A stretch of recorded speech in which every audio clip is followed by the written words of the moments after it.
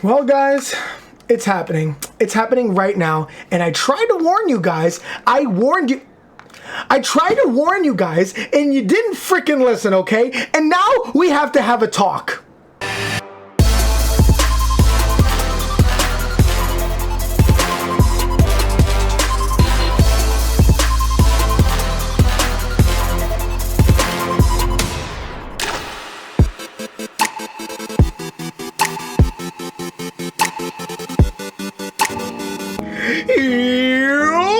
Hello, everybody, it's your main man, Mighty Albert, back at it once again with you guys for the video. I just want to say thank you guys so freaking much. We finally hit freaking 100 subs on the channel. I just want to say thank you guys so much for subbing and watching the videos. This is so freaking cool, so hats off to y'all. But first, I really want to talk to you guys about something pretty crazy. You know, this is pretty much like, it's like almost like watching the downfall of video games, as you will. You know, companies, they get more greedier, they get more slick with their rules and regulations, and you know what? I don't think it's talked about very often enough, or at least maybe as loudly as it should, because, you know, other things get attention. You know, we complain about other stupid crap, you know, but we're gonna get into that. But if this is your first time on the channel, welcome. Please don't be afraid to smack the crap out of that like button and hit the sub button and stick around for more videos in the future. But with that being said, let's get right into the video. So we're just gonna get right into it and talk about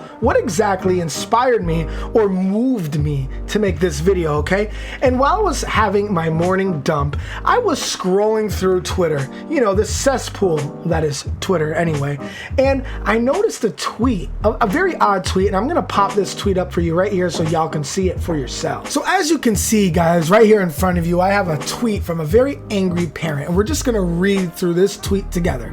We're gonna try to anyway. It says, at Ask PlayStation, my son's account was hacked. You refused to refund his money.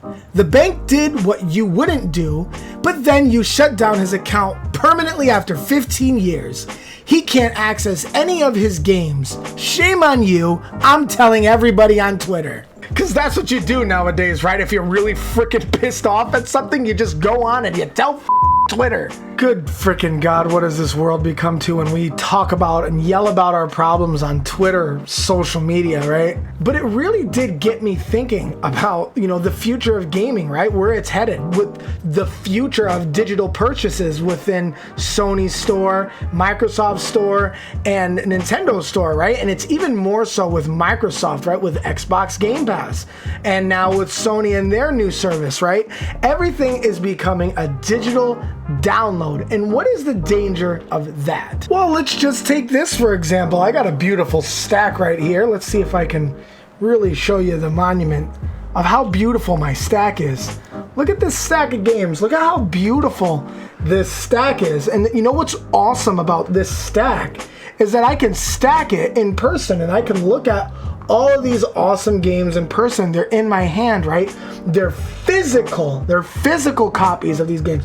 Let's just imagine in a world where I bought all of these games digital, and I think I have about 40 freaking games or more for the Nintendo Switch. That's roughly, mostly actually, $60 a piece for these suckers. I could very well just, in a world where I had all those games digitally, let's say I was mouthing off on someone online or on the Nintendo Switch playing Mario Kart or Super Smash Brothers or any type of game. I was using the Nintendo Wii, the Nintendo Switch app thing.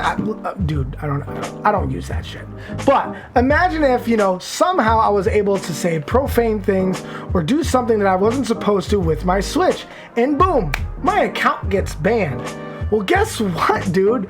All of those freaking games back there, if they were digital, see ya later. Just like what happened to this lady. Their son's account got hacked and they lost all control of their account, and they were making false purchases on that account, and the customer tried to ask Sony for help refunding the money because, you know, it was fraudulent. It was a fraudulent act and they didn't want to, you know, help. So the bank took care of it. The bank got the money back. And you know what? Sony didn't like that, and boom, their account was gone along with every freaking game they've ever purchased. But guys, this doesn't happen just with Sony. This happens with Microsoft, Nintendo. It happens on Steam too, guys. This is the danger of buying digital. You do not own your games. And yes, I know, I understand that especially with the newer generations of consoles, there is actually no game on those discs, but you own a code that says, yes, you do own the game. And that is still more valuable than buying a digital of nothing at the end of the day, a digital key, because there's nothing tangible. If your Sony account or your Microsoft account ever gets banned, you at least still have that freaking code that says, yes, you own the game and your 60 bucks is secured. Guys, why do you think games like from the Nintendo GameCube, or my favorite, the Nintendo 64, Sony PlayStation, even the older Xbox games, they are going for a lot of money opened? Because there is an actual game on these cartridges, on those CD-ROMs. It is important. It's actually what you freaking bought. You own the game. I own a copy of Legend of Zelda Ocarina of Time. And the really cool thing about back in the day with gaming is like you would have freaking games like this game in particular. You would have games just like this specific copy of Ocarina of Time that had what they would call a defect. And defects nowadays just get fixed in a patch. They don't even need your game anymore. They just fix them right in a patch. But with this game, Nintendo had put a couple of symbols in this game that they don't really like to mess with, right? Religious symbols. Like, I think it had to do with like the Islamic moon. And I think even in one of the temples, there was like Arabic chanting or something crazy like that.